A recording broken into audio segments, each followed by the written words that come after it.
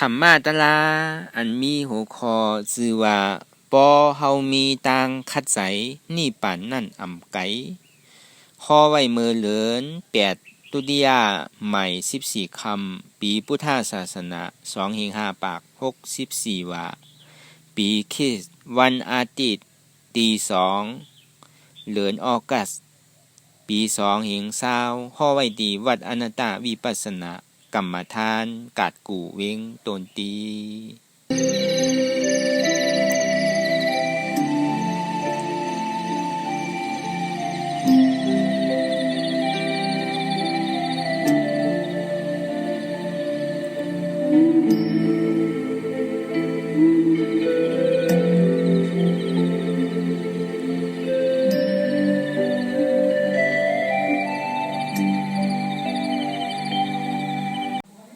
ก่อนที่นางปฏิวัติกูกำในขาวเขาอ่อนกันไว้สาเยตนาสามเจ้าก่อนผู้ทางตีผู้ทาเจ้านั้นผู้เสมีเฮาคาไว้ขาอ๋อธรรมังตีธรรมนาตาเจ้านั้นผู้เสมีเฮาคาไว้ขาอ๋อสังฆังติอาริยาเปียเจ้านั้นผู้เสมีเฮาคาไว้ขาอ๋อต่อสื่อการในเฮาดีไล่ลูกคันธาหาเปิงดีพระราตราสังขากรพุทธังอัตตาภาวังปาริจาชามิกาติคันธาหาเปิงปีแงมใน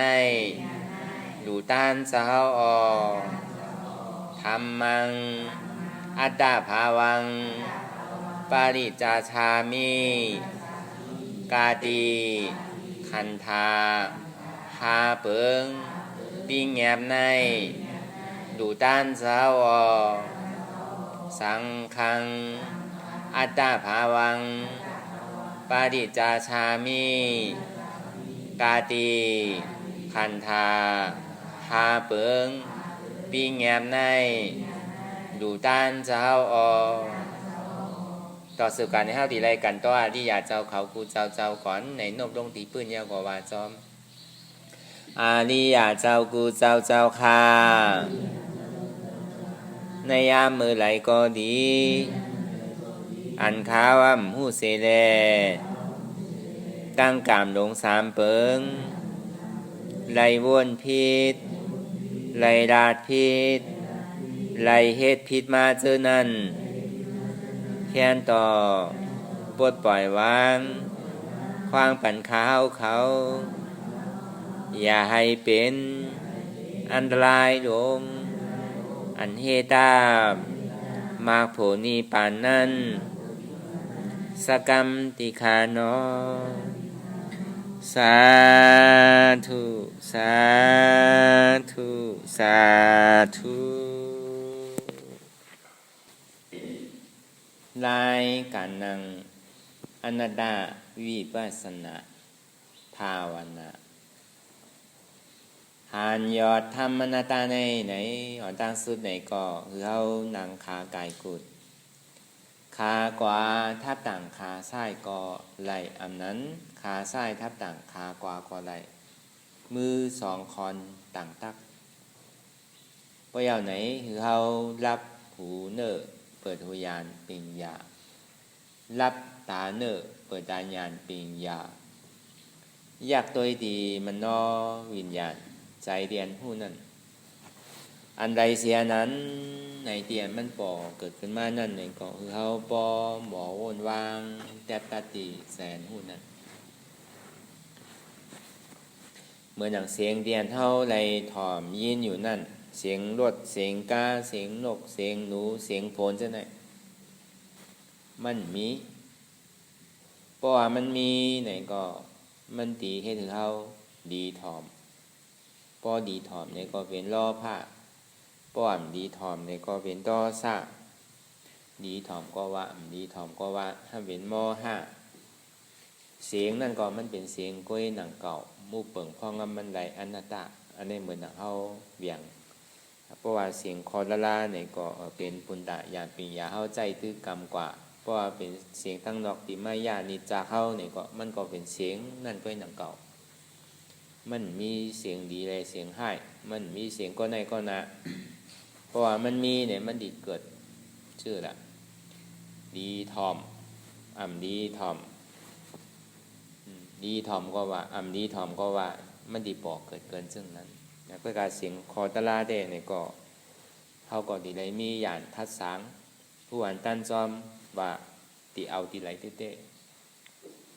ตีใครว่าซื่อเต้ซ้ำตีได้เอาอันใดได้สร้างตื้อกรรมกว่าปุณตาสลิกของเขาคอตะลาว่าเต้เนี่ยก็พอดีว่าคือมันกวางนำใหญ่ๆเต้ก็มีต่อถึงบ่84,000เหงจ้ามบุญเมื่อนั้นอภิธรรมะ42,000เหง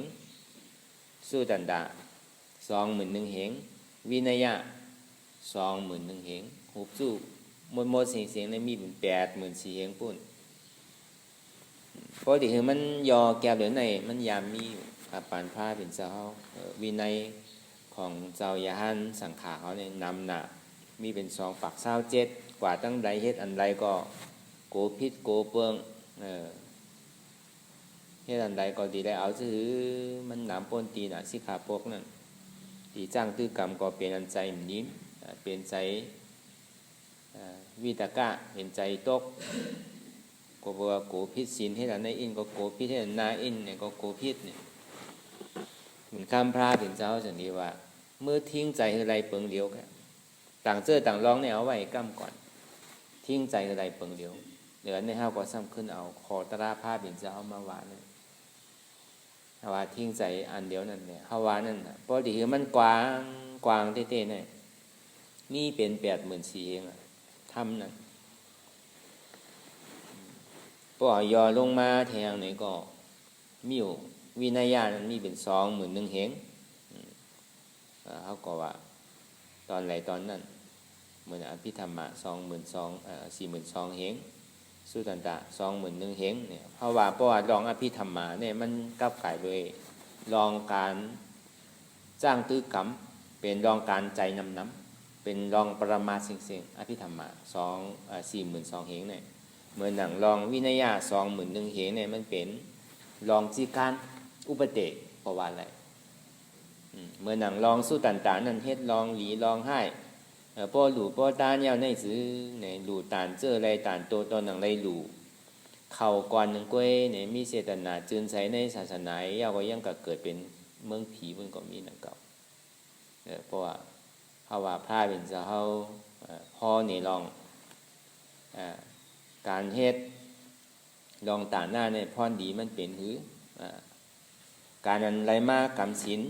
นั่นพรดีมันจำเป็นหือการเรียนไรเฮ็ดสมถะอยู่นั่นเนี่ยพรดีมันจำเป็นหือการดีไรเฮ็ดวิปัสสนานั่นเนี่ยพรดีมันจำเป็นหือเนี่ยพระเป็นเจ้าซับแรงกำหนันในสุตันตาเนี่ยดีว่ากับไก่โดยจัดหลังปางก่อนที่พระเป็นเจ้า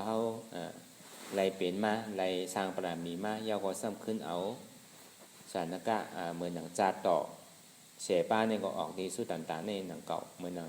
หาปากจัดหาปากเศร้าปลายจัดเนี่ยก็ออกดีสุตันตาในหนังเก่าเหมือนหนังธรรมะปัตตาใช่ไหมคนหนังนั้นหนังเก่าว่าลองกวนมันยังตึกปรามีเกว่าวางอยู่ย่ำไปตัดขาดไรตั้งเสียงนั่นเนี่ยก็พระเป็นเจ้าก็หันถึงเฉพาะที่ว่า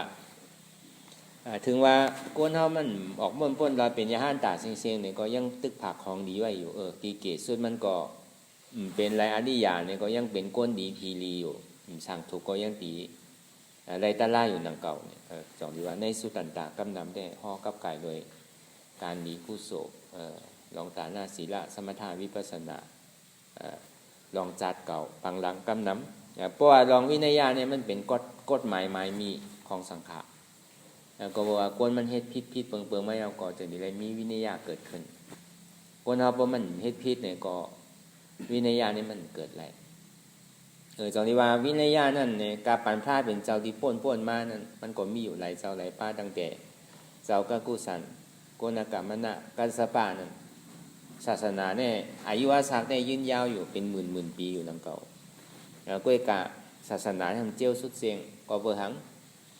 ก็เบอร์วินัยมันมีนั่นน่ะก็เบอร์หังเนี่ยว่ามันมีก็เบอร์ว่าก้นข้าวยามมือนั่นมันเฮ็ดผิดกันอายุหมื่นปีนั่นมันจึงมีไว้จืนใส่ในศีลศีลหาเสนเนี่ยก็มันจึงกึกไว้เสๆมันจึงพิษล้านั่นจองดีว่าก็โดจำเป็นโดอาเย่ใหญ่ทั้งตานที่ปีแงบวินัยยานั่นก็เพราะว่ามันมีก้นเฮ็ดผิดแหละมันก็มจังปีแงบไว้นั่นเก่าเพราะว่ามันมีเหตุทางเราจ้องในก็มจังเฮ็ดนั่นเก่าอันปีแงบคอมักมันกฎหมายอุปเตวันเมืองนั้นตอนนั้นอุปเตหุ่นเจ้าหุ่นจ้างนั่นก่อนนั้นก่อนอยู่ไรแดเพราะว่าวินัยยามเกิดเพราะว่ามันมีปีแงไว้ในวินัยยานั้นมีอุปเตกฎหมายนั่นเนี่ยศาสนาห้ามปอดว่าศาสนาเนี่ยมันยืนยาวเลยว่าเพราะสุดโจพระเป็นเจ้าเย้าเนี่ยก็ยาหันตาเขาสุดกว่าเย้าเอานี่ป่านกว่าเสียงเย้าเนี่ยก็ศาสนาเนี่ยมันอยู่ได้ยืนยาวว่าเหมือนหนังกาปันพ่องเฮายามมือเหลียวเนี่ยมันเป็นกาปันพระราเป็นเจ้าก็ตมะเย้าก็อายุอาศักพระเป็นเจ้าก็เอานี่ป่านกว่าเมื่ออายุ80ไรสัพพัญญูตาญาณนั่นเมื่ออายุ35เย้าก็อยู่ในว่าอยู่45ว่าลุ่มๆอันนี้ปีแงบเนี่ยก็เฮ็ดไว้เตรียมทนดีงามต่อถึงวันมื้อนั้นเป็นเจ้ากัสสปะอ่อนโหโทนายปฐมสังคายนาธรรมเย้าก็เป็นขุนหอกคำอาจารย์ศาสตร์นั่นเป็นก่ออุปถากเป็นก่อลุ่มล้าในข้าวตั้งหลียาวโตกว่าเมื่อนั้นเจ้านันตาเขาเจ้าอนุรุทธาเขาเจ้าไหนเจ้าอุบาลีเขาเจ้าไหนก็เขาจนกันเฮ็ดสังกัยนาธรรมมีเย้าก็ต่อถึงวันเมื่อนั่นต่อถึงวันพอมาถึงมื้อเดียวนั่นโดยเฉพาะเมื่อข้าวยามนั่นข้าเป็นเจ้าก็ตึงว่าไว้อยู่ว่าในวินัย2ปาก27ข้ออันหัวเงามันได้อันกว้างนี่มีเป็น21,000เหงอันน่ะพอมาหุบจู่ก็มีอยู่2ปาก27นั่นสังว่าอย่าหานปลาไหลวินัยอันไรที่มันเบาๆนั่นใครถอนก็ถอนได้อยู่ใครเอาออกก่อนเป็นสังใครถอนก็มีไผตักเสียงไหว้เสปฐมสังกัยนาธรรมเอาเนี่ยเจ้ากัสสปะจังที่มาวนว่าเพราะว่าเฮาติดถอนเนี่ยมันดีตอนนั้นพระเป็นเจ้าเมื่อพระเป็นเจ้ามีในมันก็ยังเหมือนเรื่องนั้นอยู่ก็ในไหว้เสพระเป็นเจ้านี่ป่านกว่าเย้าในซ้ำที่มาถอนนี่มันเกิงตันมันมีสื่อก็คืออยู่เหมือนเรื่องเปิงเก่าปักเก่าเปิงเก่าที่พระเป็นเจ้าเฮาไรเฮ็ดไว้นั่นสองดีตั้งแต่วันนั้นมาต่อถึงวันพ้องยามเหลียวนั่นเนี่ยมันก็ยังมีเหมือนเก่าเหมือนนั้นทำ80,000เสียงในก็มันก็เริ่มย้อมมันก็มีอยู่เหมือนเก่าอันนี้เพราะว่าจอมในทำ80,000เสียงในห้องว่าเถราวาตาเนี่ยเถราวาตาเนี่ยมันเป็นภายพระเป็นเจ้าภายกัสสปะเจ้ากัสสปะตั้งแต่ปฐมสังกัยนาธรรมนั้นเมื่อนั้นตึ้งย้อมถอนอันใดออกย้อมก่อมย้อมเลือก่อมเหลือเสียนั้นอยู่ใน2ปาก27นั่นก็มันก็ยังตึกเป็น2ปาก27อยู่อันนี้ก็เพราะว่ากฎวินัยมีเนี่ยก็บ่อย่างเนี่ยเพราะว่ามันมีวินัยญาณนั่นปูนตากวนอันจ้างคือกรรมภายปริยัติได้สังภายอยู่กว่านั้นได้สังได้เฮ็ดปฏิจะเนี่ยในการจ้างคือกรรมในกรรมฐานวิปัสสนาจะเนี่ยมันก็จังพิษจังเพิงนั่นน่ะเพราะว่าเห็นอยู่ก็กะป้อมเอาวินัยญาณทิ้งในไรนั่นน่ะปุณดาก้นจ้างตื้อกรรมก็เมื่อนไปเฮตรานั่นก็ยังติได้เอาวินัยญาณเนี่ยทิ้งจอมหมุนทางเก่าแล้วก็การเมื่อนเข้ามาจ้างตลาเต้เนี่ยก็ติได้เอายามปิงยาก็อ่อนโหเหมือนหนังเพราะหันหมันแม่เนี่ยเนี่ยก็ศีลาในสมาธิเนี่ยมันถึงเกิดขึ้นมาข้างกล้วยมันถึงเปลี่ยนมาข้างกล้วยกะมาแองกาแบบเปิงนั่นได้ก็ตีมไรคืออะไรมันเบาคือมันหมันคือมันกลางอย่าไปเอาตีไรอันมันนักป่นสองนี้ว่าเพราะเป็นเรื่องนั้นเนี่ยจึงในมันจึงดีไรเนี่ยเพราะว่ามันมีอุปเตกฎหมายไว้เนี่ยก็มันก็ใครเฮ็ดสังฆเฮ็ดอยู่ที่นั่นน่ะมันก็จังพิษจังเพิงมันก็เฮ็ดโดยศาสนาในเก่าเซาเว้ามองกว่าเฮ็ดศาสนาในลูกกว่านั่นเก่าเพราะว่ามีจิการมีวินัยะทิ้งซิมไว้เด่นเนี่ยก็ควรเฮาเหมือนเดี๋ยวมันก็บวชขึ้นมาบวชเข้ามาในศาสนาเนี่ยมันใจว่ามีศรัทธา ใน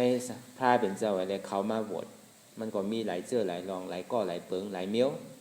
มันก็ใครไรตะล่าเนี่ยเขามาก็มีมันก็ห้ามใครไรตั้งหูกำสั่งสอนของพระเป็นเจ้าเขามาก็มีมันก็เนี่ยซ้ำใครมาหาไปมักมีอะไรเขามาก็มีมันก็ห้ามปลายคอปลายน้ำเป็นอยู่เป็นโกนหอโกนเฮ็ดกล้ามอ่องคายมันเพราะเป็นบุญเจ้าเนี่ยดีๆอยู่เยอะเนี่ยอันนี้ก็เขามาก็มีมันก็ห้ามเท่าแก่หน่อยยาวลูกหลานตัวมันเลี้ยงเลยเนี่ยเขามาก็มีมันก็สัมพันธ์เฮ็ดหากินมือกินคำก็ย่ำพอกินเฮ็ดเมื่อในก็กลุ่มเมื่อในก็หนังเก่าข้าเนี่ยแหละข้าเหตุการณ์เนี่ยแหละทุกข้าคานใจไหนเนี่ยอยู่เฮือนนั่นเนี่ยก็ตายเขามาบวชในศาสนาก็มีมันก็ในก็ไปซึกไปเสือเพราะว่าเป็นก้นเฮือนในตีได้เฮ็ดซึกเหมือนเก็บซึกเก็บสังแหละขามอะไรตั้งทุกข้าคานใจตาตีตึกตีซึกนั่นเป้อะไรเท่าบ่าในก็เขามาในศาสนาก็มีมันก็มีหลายเจอหลายดอกจองดีว่าเพราะว่ามันเขามาแต่ใครหาตลาหามาหาโผล่ได้ก็มันก็ดีอยู่ตอนนั้นเพราะว่ากาปานพ่องย่ามเดียวศาสนาป้วนมาอยู่2-5 ปักครึ่งเหลือปลายมายาวเนี่ยมันแค่ดีนำก็คือละก้นอันดีเมือกเรื่องเขามามันก็มีอยู่นะมันแต่ว่าก้นดีมดหนังเก่าจองดีว่าป้อมมีกฎหมายเนี่ยมันไรเมื่อนั้นตอนนั้นกาปานพระเป็นเจ้าเฮาเนี่ยมันก็มีอยู่นะก้นเมือกก้นเรื่องตอนนั้นพระเป็นเจ้าเฮาเป็นสัพพัญญูได้ญาณเป็นยะหันตาว่าเต็มปิกเป็นแสนเป็นล้านมันก็ยังมีคนเฮ็ดผิดอยู่ก็บอกว่าวินัยญาณเนี่ยก็บอกว่ามันเฮ็ดผิดไว้เอาจังที่ปิ้งแงบมันใจอยู่ๆแล้วมีอย่างไรปิ้งแงบเต็มใจเฮ็ดผิดไว้เอาปานพระเป็นเจ้าเฮาก็มีจอดมีเจอันที่เฮาดูตัวในหลีกในลายในวินัยญาณนั่นเขาเฮ็ดผิดหมดแล้วมีอาจองอาโจมันนี่แหละปิ้งแงบติๆอันนั้นเพราะเฮาดูอ่านตัวในหลีกในลายเนี่ยเจ้าป้าไหลเฮ็ดดีไหลเปลี่ยนซื่อไหลผิดสังฟองแลเหตุมันเป็นที่ไหนมาเย่าเนี่ยจึงเอามาตั้งเรานี่พระเป็นเจ้าก็จะมีปีเงียบสิขาบดอย่าไปเฮ็ดพอเฮ็ดแล้วก็ดีมังเมียวก็ดีไรเป็นสังขารที่เสร็จในเขาชิมมังก็ดีไรเป็นเสียเหมือนทุบัตเนี่ยก็เหมือนหนังดีไรเสียวัดวันไหนวันนั้นมังก็ดีไรเข้ากำใช่ไหมมังก็มันติดขาดที่เป็นวุ้นเจ้ากว่าห้องตกประหลาดจิกในเกาะมันจะมีกฎหมายลงไว้นั่นมันเป็นอย่างนั้นเก่า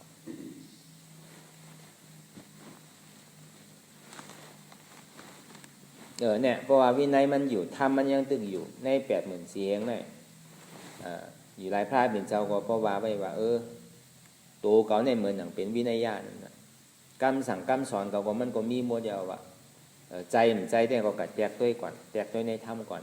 ดีถอมเนี่ยเอาไว้กรรมหนึ่งก่อนเพราะว่ามันใจมันงาบกันกับตลาดีเขาสั่งเขาสอนไว้ย่างนั้นเลยไกวหยุ่มไกวเอาไกวสาธุเอาเนี่ยพระเป็นเจ้าก็กลัวตั้งนานเนี่ยมันดีดูเดียวกว่าจนดีเอาตั้งศาสนาอันว่านั่นก็ทีไรมีธรรมไว้นั่นอันนี้เพราะว่าเขาว่าดีกว้างๆมันก็บอกว่ากวนเอากูก็นี่มันเหมือนกันเขามาในศาสนาเนี่ยใครปนตุกขาเขามาก็มีปนตุกขามันมี2 ตุกขานั่นใครปนตุกขาสังสละเขามาจุนโตจุนอาสาจุนกูเจอกูหลอกใจติดจับหอยอะไรเนี่ยปล่อยอะไรเขามาในก็มีอยู่อันว่าปลายตุกขาเนี่ยอยู่เฮิรนตุกขาลำบากคันใจเหมือนเขาว่ามาเมื่อเช้านั่นแหละแค่เฮ็ดปลายหมักมีในศาสนาแต่เพราะว่าเป็นก้นเฮือนเนี่ยก็มันว่าสังเบิ่นเพราะหยุ่มเนาะเพราะเป็นบุญเจ้าได้ก็มาเฮ็ดมาหากินเนี่ยเพราะว่ามันเขาตลาดได้ก็บอกว่ามากล้ามาขายในสังขารยานมาเฮ็ดไผเฮ็ดสวนเนี่ยสังกล้าตึกดินตึกสังเนี่ยสังเฮ็ดอันที่มันถูกในตลาดพระเป็นเจ้าฮ้ออันนี้มันก็มันผิดมันเปิงเสียงๆนั่นเนี่ยก็บอกว่ามันมีหลายจุ่มหลายก่อมันเข้ามาหน่อยมันก็จะมีได้ปีงแยบไว้ในเรื่องศาสนาที่ยืนยาวกันในหาเหงหวานั่นก็กำดีได้สังกัยนาธรรมดีๆเพราะว่าในวันหลายเมืองหลายศาสนาขึ้นใหญ่ใหม่สูงมายาวในคุณอค่ำในเรื่องดีขึ้นจู้โหมจู้ขึ้นในธรรมทั้งหมดทั้งสิ่งอันใดที่มันผิดมันใจเอาออกอันใดที่มันเป็นกรรมพระเป็นเจ้าเด้ๆอันใดที่มันเป็น ในทำในแบบเหมือนเสียงจ้ามที่เต้เนี่ยก็เอาเนี่ยปอกมาขึ้นเนี่ยกำนำได้ไปท่องว่าไทยเทราวาตามหายานเนี่ยก็มันมีอันต่ออันใส่อันเสริมมันนั่นน่ะมีอันคออันย้อนเอาสู้ต้องผีสู้ต้องสังในในเฮาว่ามหายานอันนี้ก็คือเขาทัดสางนั่นก็เอาวุ้นเจ้าว่านี่ก็มี2 มิ้วนั่นก็มันมีมหายานมีเทราวาตานั่นก็มันก็แจกตั้งแต่เมื่อปฐมาสังฆายนาธรรมอันนี้ก็บอกวินัยเนี่ยก็เป็นอย่างนั้นนั่นเก่าอันนี้เขาซ้ำย้อนปอกกลับขึ้นดังโขงเงาตีมันเหมือนเศร้าเขาบอกว่าบุญเจ้าบ้านนั้นมันโกนะวินัยญาเนี่ยตีได้ทิ้งซิ่งหนูเป็น2 ปากเช้า7เฮ็ดอะไรก็พิเทศอะไรก็มันแม่นตีเฮ็ดสื่อได้เนี่ยตีเฮ็ดสื่อเรียนได้พาเป็นเจ้าสันติวะหนูทิ้งใจเบิงเลี้ยวมีใจเบิงเลี้ยวเลยเนี่ยพอเขาดีวางกว้างๆนี่ก็พอดีว่าทำกฎหมายมันมีอยู่80,000 เสียงในแหละเขาว่าพอย่อลงมาสุดๆเพราะว่า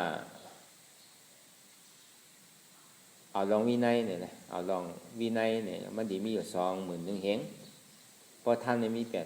80,000 เสียง20,000 เหงย่อลงมาใน3 ปากไปศีลที่คุณนี่ย่อลงมาในศีล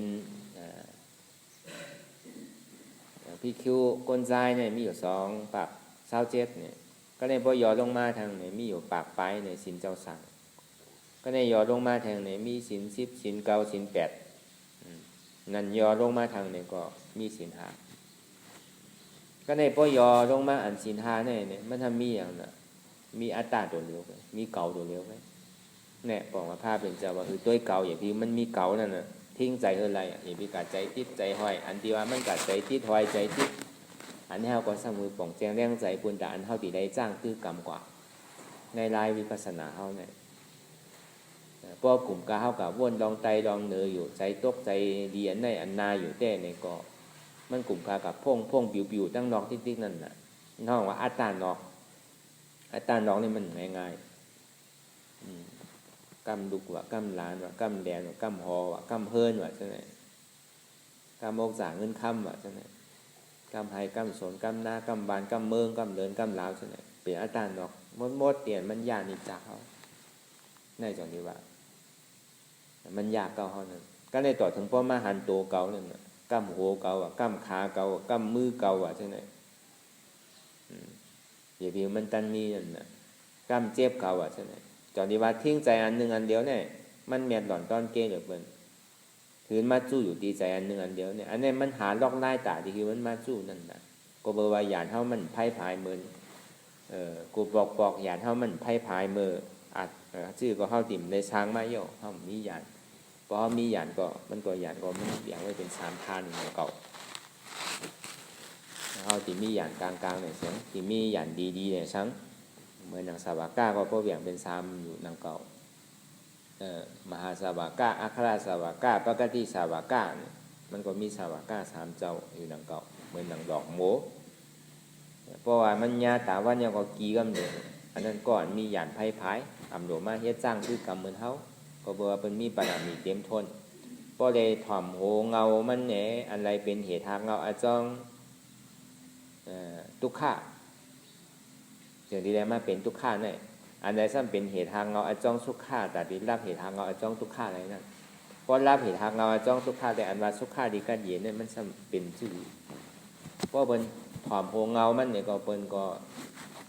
เป็นอริยากำเดียวป้อนหยันไพ่ผายเต้นานๆเนี่ยมันก็จะก็หยันไพ่ผายกลางๆเนี่ยก็วนจอมเฮ็ดจอมวนจอมเฮ็ดจอมเนี่ยก็มันก็ป่องใส่มันก็เฮ็ดจอมป่องใส่ในห้องหยันกลางๆก็หยันมันสุดๆทึกๆตื้อๆอยู่ก็เวลาเขาเฮ็ดอยู่ที่เจ็บก็ปล่อยมันเจ็บดูก็ปล่อยมันดูก็เอาหนวกเอาหนาตึกต้อยใส่ที่ย้อมก้านย้อมโกมัน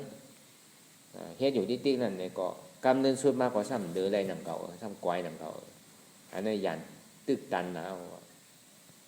อันจ้ามียันลักขณามเต็มทนนั่นเนี่ยก็เฮ็ดอยู่ตันคือก็มันไรในพระวาจาในปันเนี่ยก็ลักขณามเต็มทนเนี่ยกวยกามันซ้ำดีไรมีเจอมีพันตาดีกว่าไรพระวาจานะเหลือในเฮามาทัดสั่งตัวในเปลี่ยนเท่าไรมาจ้างคือกรรมกูก็บุกก้นก็อีไรว่า เป็นก้นลักษณะเต็มอยู่กูก็กูก้นอันมีหยานถ้าว่าหยานสุดๆได้ห้ามวายก่อนหยานกลางๆก็มีอยู่ตั้งน้ำหยานเก๋ๆก็มีอยู่ตั้งน้ำนะก็มันก็ตีไรว่าพอห้าทัดเนี่ยก็มันก็ติ่มดอดไทยก็นั่นแหละดีกว่ากันซิ่งๆนั่นเก่าพอห้าทัดพอฮัดจุนได้ก็มันติดการดอดตีไรละพอเฮเตะมันหยาบมันง่ายมันหยาบนั่นก็พอเฮ็ดมันเฮ็ดเตะมันถึงไรวันหนึ่งเพราะว่ามันมีไปคัดใจมันถึงไรวันหนึ่งมันหยาบนั่นก็มันก็ง่ายนั่นก็เพราะเขาข้านเพราะเขาเฮ็ดเตะง่ายก็ง่ายหยาบก็หยาบอันนั้นมันเป็นอย่างไร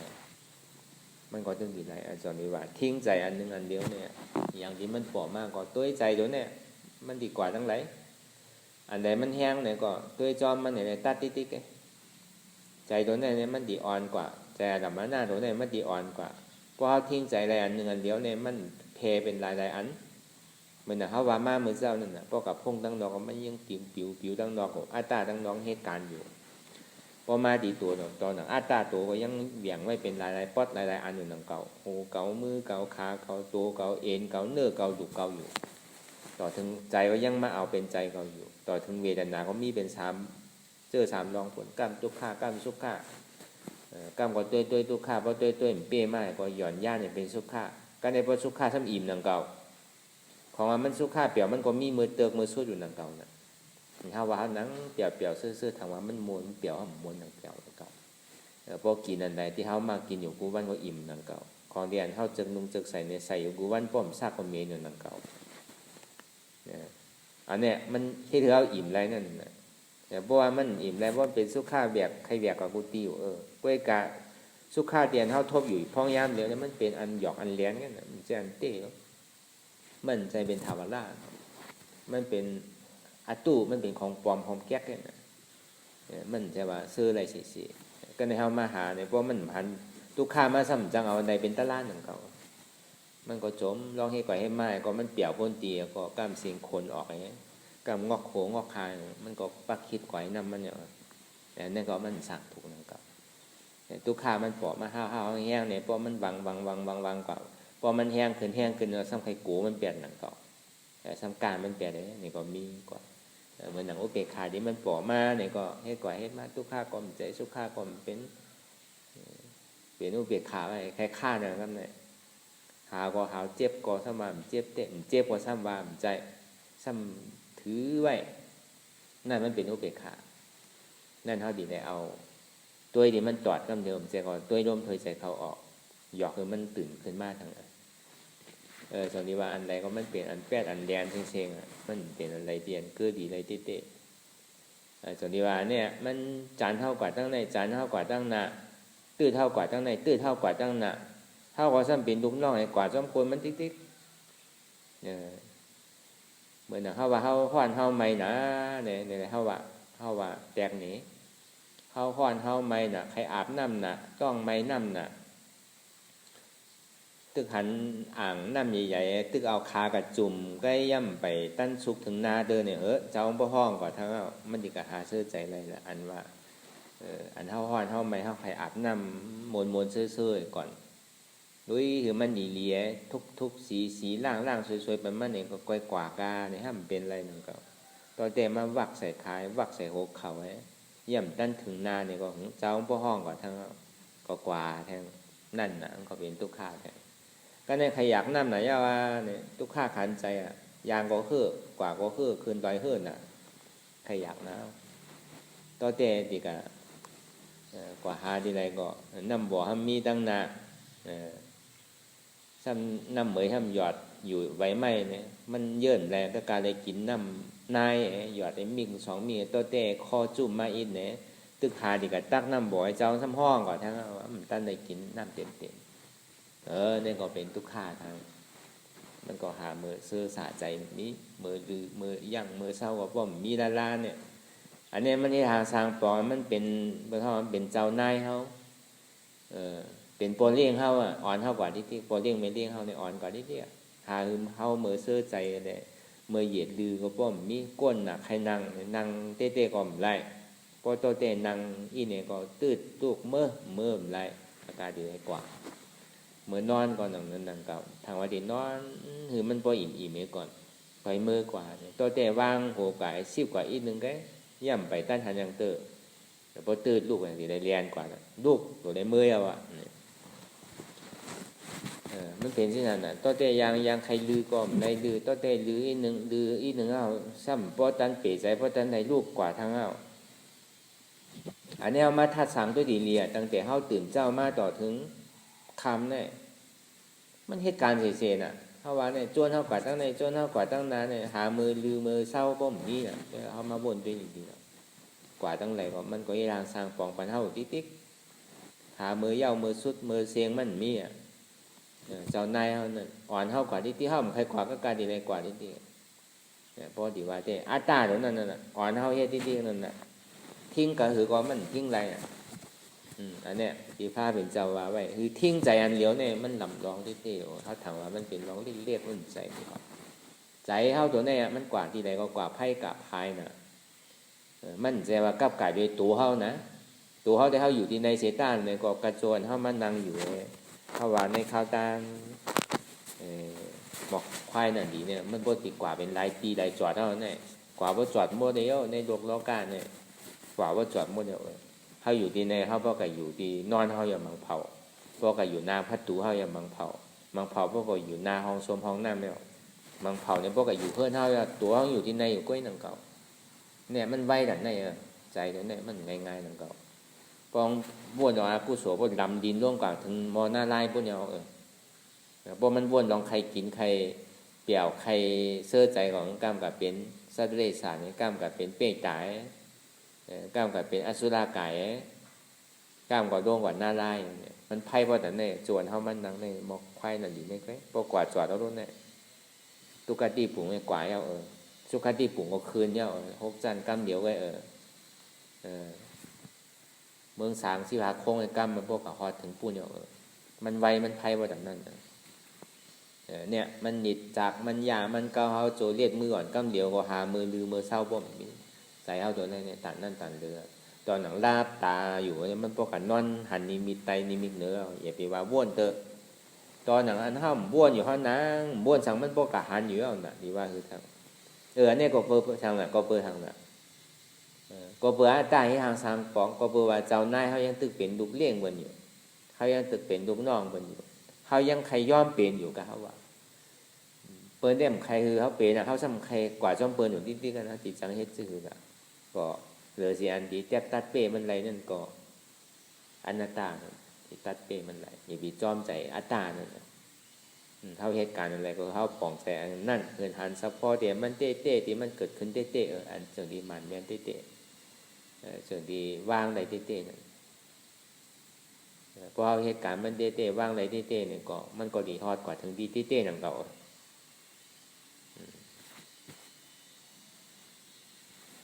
เนี่ยพอเฮ็ดสังพอเฮ็ดเต้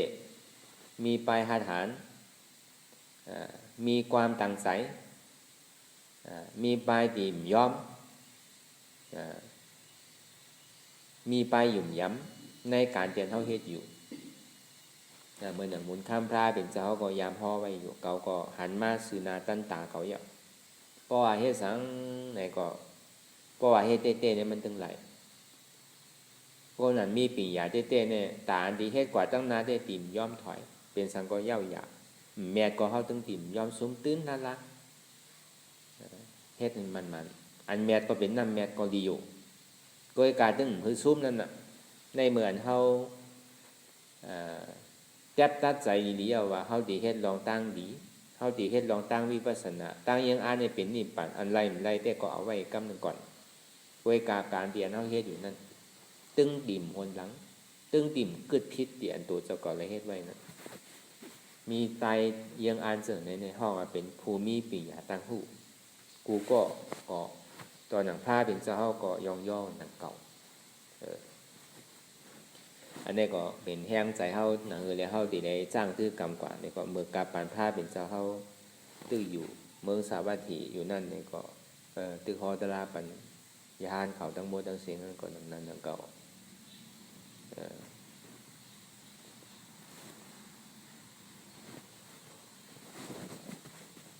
ก็แล้วพอดัตตาวาซื่อละพอเขามีตังยังอันเขามีหยานปีหยาหวานตันจอมเฮ็ดสังกอมันก็เหมือนอกเหมือนใจให้อย่างก็มันติไหลเตรียมทนกูเจอกูลองอันนี้ก็เขาเอาวัตถุตีพลาดเป็นจะเขาอะไรห่อไว้เมื่อป่วนมาหรือยาวนานนั่นเนี่ยจะนี้มีในเมืองหนึ่งเป็นเมืองปราณสีจะนี้มีสัตเทก้อนหนึ่งซ้ำเป็นกวนหมอผู้นิมิตดีนิมิตค่ายเนี่ยก็ผู้ลองเสียงซ้ำเป็นสัตเทก็ยุ่มยำในตั้งหูตัวเจ้าเก่าเฮ็ดอันใดเมื่อในตีเป็นสังหารนิมิตซื่อตีเป็นซื่อหือก็ผู้ลองเสียงก็ในพอมันออกว่างหอมายาวเนี่ยก็ลูกน้องตะเป้มันก็จะนี้มาจอมมันกวนใจมันมาจอมหลังมันเพราะว่ากวนใจมาจอมหลังมันยาวเนี่ยก็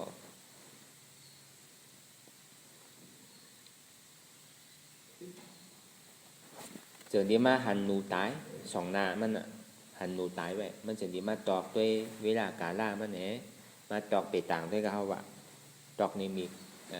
ตอกในลักษณะด้วยว่าวันเหมือนในเป็นสังหินข้าวยำในเป็นสังมันจะดีอื่นเสียงออกมาแห้งว่าอ๋อสังว่าก็ไหลก็นั่นเนี่ยพอมาหันเพราะว่าเอาหนูในกับขายเนี่ยมันดีเป็นสะเทมันดีไรเลี้ยงลูกเลี้ยงเมต่อโซได้ก็ไปเอาหนูในกับขายวนอย่างนั้นก็ในตะเปอันจอมหลังมันนั่นลูกจางมันอันจอมหลังมันนะปูสะเทวเนี่ยยามบาเป็ดยามบาเดียนวานได้ก็มัน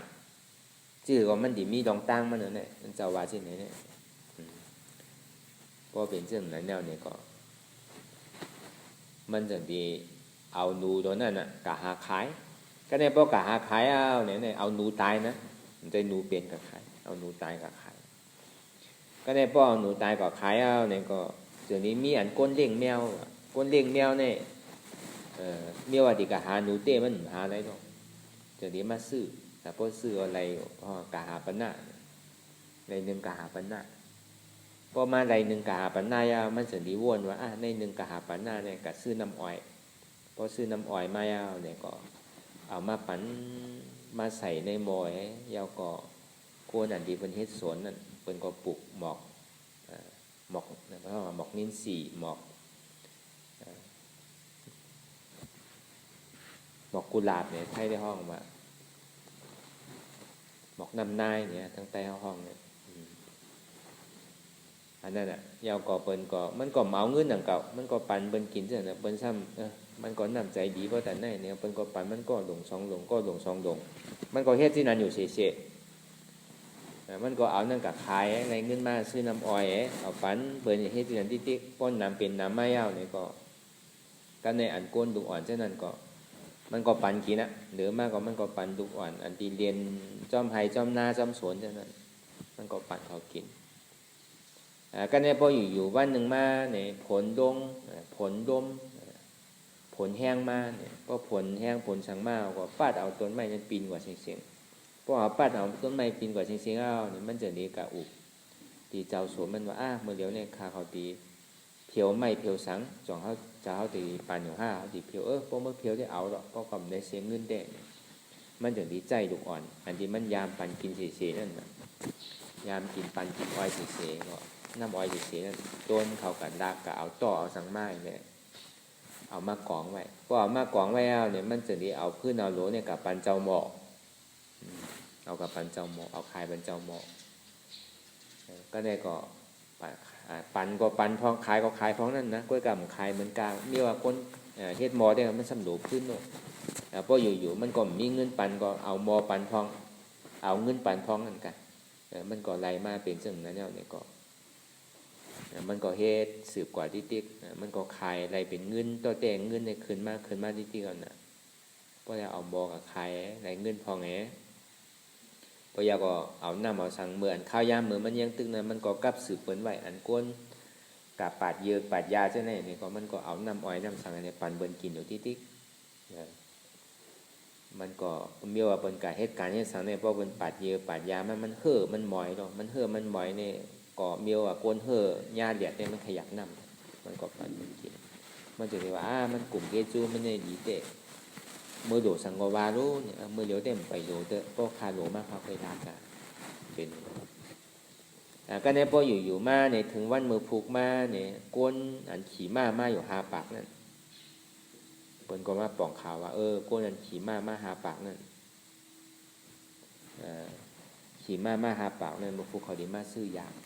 แต่พอเป็นเช่นนั้นก็ย้อนยาที่เจ้าเขาไว้เพราะว่าเปิ้นก็หาปากนั่นก็หาปากกำก็ง่ายๆโลยาเนี่ยนำเอามาปั่นมันก็จอกไอ้มันก็ซื้อพองไอ้เปิ้นก็ปั่นพร้อมกันกะเฮาว่ามันก็ว่าดีเขาไว้ว่าสุยปีคายนะเพราะว่าเก่าคายมันเสียงเนี่ยสุยปีคายเปิ้นก็ถ่อมกำมันก็ในเขาก็หาซื้อเจ้ามานั่นก็หาซื้อเลยก็เปิ้นขายเปิ้นก็ซ้ำขึ้นมาซื้อที่มันปกติมันเสียงเอาเนี่ยต่างปีเขาจังนี้ขายได้เนี่ยเพราะเป็นที่ไหนมีเงินมาของเอาก็ในพอมันมีเงินมาหนาไม่เอาเนี่ยก็มันจังดีอันจ้ามันกะกับสืบกับอันตีกวนปอปอสังเรื่องนั้นสังพอเนี่ยซ้ำใกล้มาตาอยู่ตาหาปากล้ำก็ในก็เป็นจังดีถามมันว่าซ้ำหลวงเมื่อเหลียวเต็มไปหลวงเตอเหมือนว่ามันก็เสียสินเย่บนนั่นน่ะกับสืบเปิ้นไว้ที่นั่นน่ะลองกับสืบเปิ้นเนี่ยก็มันก็ดีลองหนึ่งเข้าหลวงหมอยินหมอปันหมอสังบันเปิ้นนั่นในเฮาว่าป้ายรอกี่กะเพราะว่าป้ายรอกุตลาดเนี่ยก็อันที่แลเฮาป่องใจเฮาเข้าใจเฮาโดดถามเฮาโดดเฮ็ดติ๊กๆนั่นน่ะเฮาโดดเฮ็ดติ๊กๆพอเฮาเฮ็ดมันมีน่ะพอเฮาเฮ็ดถึงตีได้ก็เฮาถามติ๊กๆก็มันก็เป่าเว้ามาหลายกันนั่นเก่ามันก็เหมือนหนังร่มพงไว้นั่นเก่าพอเฮ็ดถึงตีเฮาซ้ำถามนำก็มีที่เป็นนั่นเก่าก็กับพอเฮ็ดถึงตีถึงตั้งยาวนี่เฮาซ้ำดีเฮ็ดซื่อกว่าทางนี่ก็อันนี้เฮาโดดลองถามอย่าไปซบนักเฮาโดดเลยหมอถามหมอต้องถามเฮาจังดีมีไปฮู้ไปจ้างตึกกำปูนตาตัวเฮาไว้นั่นเก่านั่นก็หนังนั้นหนังเก่ากับปัดข้าวยามเหมือนนั่นเพราะเป็นเรื่องนั้นเอาซื้อเนี่ยมันก็จังดีกับขาดเอาโคบนเนี่ยขาดเอาไม้ขาดเอากูเจอกูลองขาดเอานั่นน่ะตึงปลาไหลหลงนองแต่เป้มาดำๆเนี่ยก็มีเป็นหมูเป็นจุ้มไปข้างในเพราะเป็นเรื่องนั้นพอเจ้าเฮือมาหารยาวเนี่ยก็อันนี้มันมีเงินน่ะโดเนี่ยมันดิเป็นสะเทหลวงก้อนนึงเยอะเนี่ยพอเป็นเช่นนั้นก็คือสังพอหาปากล่ำเนี่ยมาขายที่มันเสียพอมาขายมาสังเอาเย็บร้อยเอาเนี่ยก็มันก็ไหลมาหุบจูปองมันโมเสียก็ไหลเงินอยู่200,000ในโจข้าวย่ำไปถึงหลายวันหลายเดือนได้เงินมา200,000ย่ำถึงเดือนเนี่ยเขาว่าแต่บางตีบางตั้งก็ว่ามันเหมือนกันนั่นเก่าทั้งเมืองบานก็ดีว่าเมียวหนึ่งทั้งเมืองไทยก็ดีว่าเมียวหนึ่งลองปืนนั่นในจัดเสหาปากเนี่ยแต่พอเป็นเรื่องนั้นเอาซึ่งในมันจังดีลืมกลุ่มเกซูอันที่ปู่สะเทนั่นที่ว่าหังมันเนี่ยมันจังดีปอขึ้นมาได้เอาเงินมาอาปันตาแสนนึงมันดีขึ้นเฮ็ดอาลังกะเอามาอาไปปู่สะเทจังดีถามมาให้หังมันสมองเงินมาปันก็เป็นแสนมันก็จังดีใครลองตั้งมันเสียงเมื่ออันปู่สะเทอะไรตากใต้ไว้เรื่องดูนั่นมันก็ใครตั้งแต่เงาถึงปลายเตียนมันได้เฮ็ดเอาลองนึงกับเฮ็ดลองนึงกับสืบเปิ้นตั้งในตั้งนาไว้แหละเมื่อข้าวจำเป็นข้าวอายุใหญ่ลำลองมากเนี่ยก็มันจึงดีย้อนใจย้อนขอย้อนเอาตีเปิ้นในก็เป็นอันรองมองปอกมีเงินมีคำก็เอาเงินคำซื้อมดก่อมไรนังเก่าก็ตีเลยมีน้ำใจนังเก่าน้ำใจอันว่านั่นอยู่ไรว่าคือล่ะในโลกโลกานั่นตั้งโมตั้งเสียงก้นน้ำตันคือก็ยาวว่าพอเขามีก้นอันเจอก้อนหนึ่งก็ป่องอันน้ำหนาวว่าพอคือหลีได้มันโดมีเหก้อนนั่นน่ะดีพอเขามีก้นอันเจอก้อนหนึ่งก็อันเขาเจอก้อนหนึ่งก็ถูกนี้มีว่าอันเปิ้นเจอเขาก้อนหนึ่งก็ถูกนี้มีว่าก็กะพอเขาเฮ็ดหลีต่อที่เดียวพอมันเฮ็ดหลีนั่นก็ลองของมันเขาก็โดว่างเป็นอุเบกขาเขาโดเอามาวนเป็นลองตั้งคานใจสอนนี้ว่าอันนี้ก็เป็นตอนสอนหลายเจอหลายลองอยู่พวกเขาหมอเอาตะละกำนึงสุดมาเนี่ยก็มันมาอาปะเนี่ยมันก็ใครลองตั้งมันเสียงก็ในปู่ใช้เทก็หันว่าก้นก็ในหลีเตะ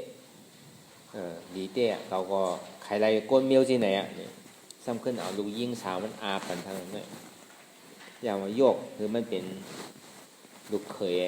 ไหวเสนั่นมาเนี่ยก็ปอใช้เทนั่นตายกว่านี้มันก็ซ้ำเป็นใช้เทหลงสืบกว่าเอาลูกยิงก็ปันแทง อันเนี้ยเพราะว่ามันมีตังคัดใจเนี่ยก็กำนึงสุดมาก็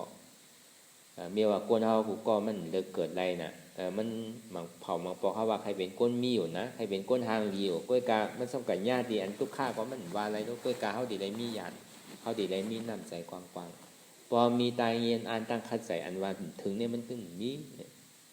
อันนี้ถ้าเป็นเจ้าสำคัญหูจู่ปองจัดป่วนมานั่นอันก้นผ่านก้นใจก้นนั้นทำเป็นไผเนี่ยเป็นจุฬาปันตะกะเมื่อมาเป็นลูกน้องตะเปพาเป็นเจ้าเขาเป็นเจ้ายาหันตากว่าเมื่อนางปู่สัตเทมเป็นไผล่ะเป็นพระเป็นเจ้าเขาเนี่ยพระเป็นเจ้าก็ยองย่อก็เลยหันมาไตนาไตตาว่าคนเขาบอกมันมีตังคัดใสมีหยานปิ่งหยาตาตีผู้หันตันจอมดองเฮ็ดลองทาลองสร้างนั่นมันก็ยังหมอถึงตั้งยังอ่านดีมันเป็นอยู่เหมือนอย่างเป็นก้นตุกข้าผ่านอยู่ทางว่ามันดิ่มเป็นสัตเทไหลก้อยกายหยานปิ่งหยามันซ้ำมีอยู่ผู้อยู่แต่คัดใจเลยเฮ็ดกว่าที่เกาะกำเนิดสุดมากก็ซ้ำได้เป็นสัตเทหลวงก่อนเก่าอันนี้ก็เฮาว่าเอาในภายล้อกี่เพราะว่าเอาภายล้อกุตลาดนั่นก็ตอนสอนมันติได้ว่าคือละกวนเอากูก็เพราะเอาล้อกี่ว่ามันเกิดที่ไรเชมว่าเพราะว่ามันมีตั้งคันใจเนี่ยก็มันก็ดีมากมีดีเป็นอยู่กล้วยกับเฮาเหตุการณ์อะไรก็คือเฮาป่องใส่การนั้นเฮาเหตุการณ์อะไรปันเปิ้นก็เย้าหยาเฮาก็โดดไรเฮ็ดว่าเพราะเฮาเจิกเปิ้นก็เจิกในไงเพราะเฮาเจิกอันดีเปิ้นก็เจิกอันดีนำเก่าเฮาเหตุการณ์อะไรก็เฮ็ดคือเปิ้นแคมๆเฮ็ดคือเปิ้นดีๆมันจะได้เป็นปุนพรตาตัวเจ้าเก่าเย้าก็ปุนพรตาเปิ้นก็โจมเฮาก็ในกึดพิษตั้งหลังเฮาว่าไผ่ดอกกี่เพราะว่าเฮียงก็มันใครเกิดได้ใจอยู่เฮาเลิกเกิดไรน่ะตาอันเฮาดิเลิกเป็นในเลิกไรอยู่เพราะเฮามีไปคัดใจมีไปวนมีไปหาฐานในก่อมันก็ดีมากมีดีเป็นกว่าอยู่ตั้งหน้าเพราะเฮามีตั้งคัดใจมีไปมากมีไปปิ่งหยาเนี่ยก็มีเงินคำต่างเสียต้าเนี่ยก็หมดอยู่นำเก่าจ่ายเอาที่ก็จ่ายหาก็เสียงอยู่นำเก่าก็ในพ่อหาอยู่ซ้ำใจในก็เช่าหนังเก่าพอมีเงินนำก็ผู้จักใจผู้จักเอาผักไว้จัดนาได้ก็มันก็เช่าหนังเก่าตายก็โกนตั้งดังได้จีในจ่ายตัวเจ้าเก่าได้กับเปียงกลมพูดนะอันนี้ถ้าว่าไผ่ลอกกี่เพราะว่าไผ่ลอกกุตลาเนี่ยก็มันมีตอนสอนว่าโกนเฮาในเนี่ยเพราะมันมีตั้งคัดใจอันไรที่ว่ามันถึงนี่มันมีอันไรที่ว่ามันพอจอดถึงอันบ้านเนี่ยมันถึงเป็นไรในจากนี้ว่าเฮาเหตุการณ์ตะลาก่อนนั้นหนังเก่าอันที่ว่าไว้เสียว่าอ่ำแมดก็อย่าไปคือซุ่มตื้นมันหยาบเรียกว่ามันง่ายอย่างเหมือนเฮาเฮ็ดเขาอธิษฐานเฮาว่าตามที่การที่ว่าท่านอาจารย์วิปัสสนากรรมฐานที่ไหนเนี่ย1วันไหล4ปอกไหล2นาทีในเป็นสิการอุปเตจิการตีละเฮ็ดตีเกศสุดมัน1ปอกไหล2นาทีอันนี้บอกว่าเฮามาเฮ็ดตะลาเนี่ยก็พอเฮาเฮ็ดไรเนี่ยก็บอกว่าเฮาซุ้มเฮาไหลอาล้างอยู่ที่กันก็เนี่ยพอเฮาโตกว่าเฮ็ดกว่าป่วนเก่าจงโมงได้สังเพิ่นนั่ง2ชั่วโมงเฮานั่ง3 4 5ได้สังในมันเป็นน้ำแม่เฮาป้อนน้ำเป็นน้ำเป็นน้ำมันสิเป็นสัตเทนำเก่าเหมือนนั้นกวนใจเหมือนเจ้านั่นเอาก็เฮาซ้ำขึ้นเอาวนทัดสร้างพอดีเอาตะลาว่ามันผ่านก้อยอยู่ๆมันก็แค่แต่ลองไปมักมีเอาในก็เสื้อในเอาในก็เสื้อในที่ติ้งไอ้ก็ย่ำถึงเลือนยังเป็นสัตเทไหลนั่นก็หนังนั้นหนังก็เฮามาเฮ็ดตะลางก็เมื่อในเก่าเฮ็ดนำนะเมื่อฟุ้งได้ก่อมเฮ็ดอะไรเฮ็ดเฮือนไหวมันเนี่ยกินของเก่าที่ติ้งก็แต่พอแม่อยู่กูวันเนี่ยแม่อิดแม่ที่อิดอยู่ที่ติ้งก็มันก็รวยอยู่หนังเก่าเหมือนเฮาเฮ็ดตะลางเนี่ยก็แม่อยู่ที่ติ้งเนี่ยก็มันก็หอมจู้ป้องไปเท่าที่พอถึงขิงข้าวยามันมายาวมันถึงตาที่เป็นสัตเทโหลมายาวเนี่ยตามันตีเต็มมายาวน้ำมันตีเต็มมายาวมันหยอดปอกมิกของเสตาเนี่ยก็มันตีเต็มหมู่ว่านึงเจ้าหนึ่งก็บกวนมันปอกเพราะว่าเอาปากมันงบมอเนี่ยมันมี4มอนะเพราะว่ามอหลีเนี่ยซ้ำเอาปากมันงบไว้น้ำมันไข่โตคือตัวว่ามันดีเต็มเลยซื่อละของเอาปากงบไว้น่ะก็ในมอซ้ำดีอยู่ก้วยกันน้ำซ้ำเต็มแล้วน้ำไข่โตคือก็น้ำเก่ามันย่ำย่อมแปดน่ะตั้งหูตั้งหันดีเก่ามันย่ำย่อมแปด มันก็ตีกันไรอันใหม่เอาละมันมีตั้งผู้นำหนาเนี่ยก็มันก็มีอธิเปย์เอาละมันเต็มเอาแต่ก็ในมอซ้ำอ่ำลีซ้ำเอาปากมอโกนมันซ้ำปองซ้ำเอาปากมันหงายไว้ตุ้งไว้เนี่ยนำไข่ตกเสต้าเนี่ยผมสิดีมันปองแล้วน่ะคนมันถอมหมูที่เดียวก็การถอมมาซ้ำลืมหมูที่เดียวถอมตั้งไส้เอาตั้งขวาเมาเข้าใช้เฮ็ดเป็นย้อนนี่ซ้อมมานาซีกาล่าปองใช้มีตั้งหาหันวนซ้อมหันผู้หับย้อมหันอยู่ก็บ้วนซ้อม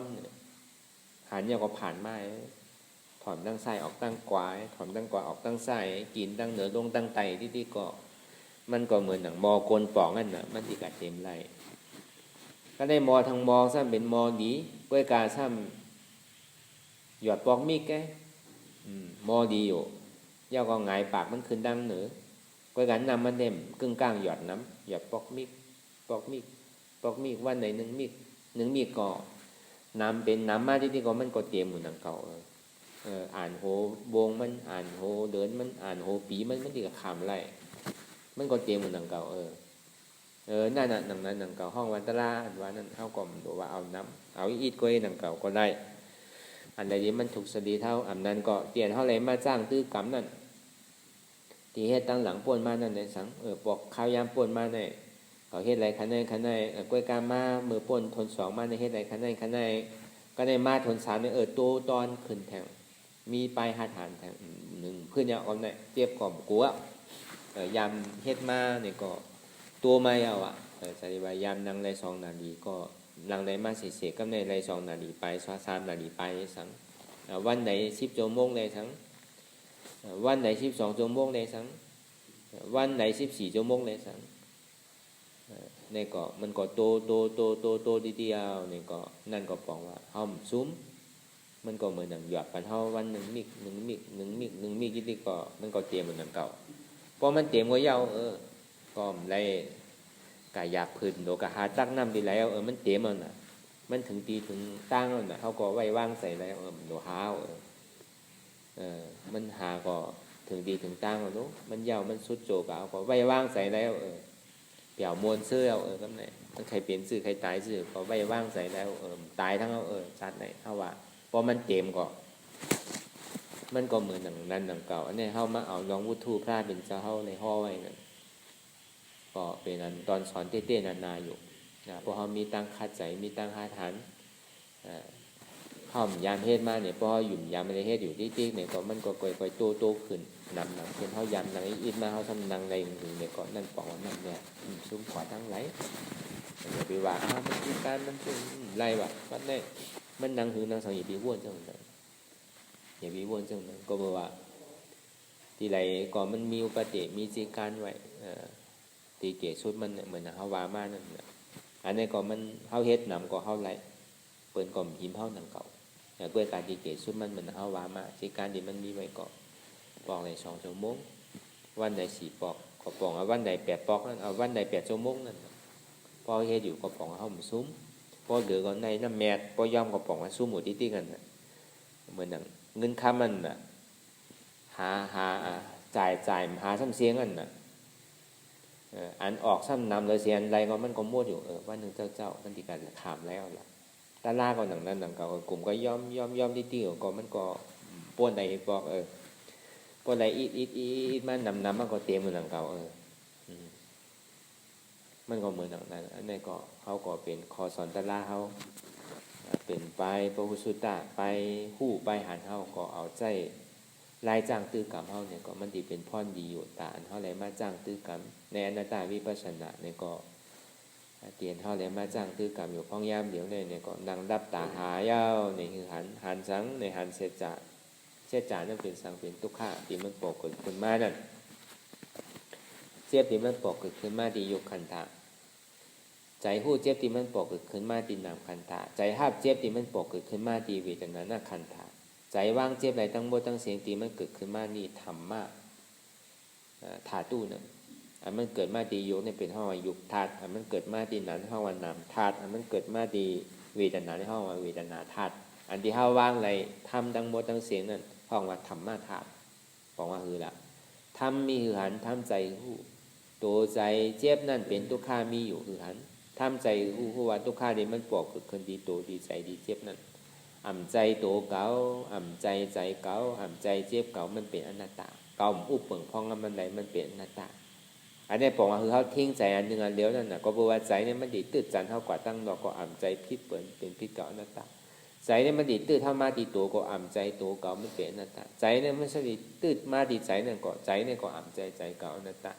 มันดีตื้อมาดีเจ็บนั่นก็เจ็บเนี่ยก็อ่ำใจเก่านั่นเก่าเป็นอนัตตาเก่าอุปเปิงพองมันไหนเป็นอนัตตาเนี่ยบอกว่าหันอยู่คู่อยู่ยอมหับวางเป็นอนัตตาหันเจ็บคู่เจ็บยอมหับเจ็บวางเจ็บเป็นอนัตตาพอหันเจ็บคู่เจ็บยอมหับเจ็บวางเจ็บเป็นอนัตตาบอกว่าทิ้งใจอะไรอันหนึ่งอันเดียวพ่งปีกว่าตั้งนานเพราะมันหันเจ็บอันเดียวนั่นอนุโลมมาหยานมันเกิดแล้วเพราะมันเกิดแล้วก็พันเปลี่ยนเขาสับแรงปวดมาโพธิปัจจยา37เนี่ยมันดิจู้เป็นตุ่มหนึ่งตุ่มเดียวก็คาสัตตัดแปดกำเดียวขาดแปดกำเดียวก็ได้ปีก็วีเนาะอย่าหันตาเขาอริยาเขาพระเป็นเจ้ากว่าตั้งแต่กว่าจ้อมเพราะเป็นเช่นนั้นหันทุกข้าหู้ทุกข้ายอมหับทุกข้าวางทุกข้าเป็นอนัตตาอันหันทุกข้าหู้ทุกข้ายอมหับทุกข้าในปองมาเป็นใจหู้ใจกับหู้ที่อันมันโตเกิดขึ้นเป็นทุกข้าใจกับหู้ที่อันมันหู้จักว่ามันเจ็บเป็นทุกข้าใจดีกับหู้ว่าอันเจ็บทั้งหมดทั้งเสียในเป็นทุกข้าขันใจหันอยู่หู้อยู่ยอมหับวางเป็นอนัตตาหันทุกข้าหู้ทุกข้ายอมหับทุกข้าวางทุกขานั้นเป็นอนัตตาในจงที่ว่าทำมีหันทำใจหู้อันว่านั้นในก่อคือเขาวนยาวๆเขายำหึงอย่าปีว่าไพ่ไหนปีว่าเทิงหนาเตียนเฮาหันเตียนเฮาวนเตียนเฮาวนเตียนเฮาหันนั่นถึงมันเพ่งเป้งกันกว่าเนี่ยวนต่อถึงเจ็บนั่นพอสุดเสียงเก่งหายกว่าวนต่อถึงทุกขานั่นพอสุดเสียงเก่งหายกว่าตัดต่อถึงอัตตานั่นพอตัวพุทธขาดกว่าอันใดดีมันปวกเกิดขึ้นมานั่นในกองคือเขาปอหมอวนบางแยบตัดเป็นอนัตตาสะพอไหลใน